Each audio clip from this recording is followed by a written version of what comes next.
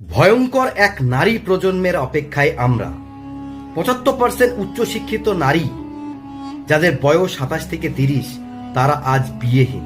Career গড়তে গিয়ে এরা এমন এক সংকট তৈরি করেছে যে আগামী ৫ বছরে লক্ষ লক্ষ মেয়ে বিয়েহীন থাকবে।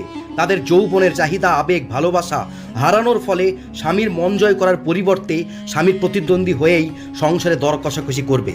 আর স্বামীও তাদের মাঝে আনুগত্য, কোমলত্ব, নারীত্ব না পেয়ে অসহ্য হয়ে উঠবে। তখন সংসার টেকানো অসম্ভব হয়ে পড়বে, কারণ তার স্ত্রী ৩০টা বছর পুরুষের ফিতরাতে টেক্কা দিয়ে সে নিজেই একজন পুরুষে বিবর্তিত হয়ে গেছে। তার আস্ত দেহটাই নারীর বৈশিষ্ট্য হলেও সে মানসিকভাবে একজন পুরুষই। স্বামী তাকে দৈহিকভাবে নারী হিসাবে পেলেও সে মানসিকভাবে পুরুষ।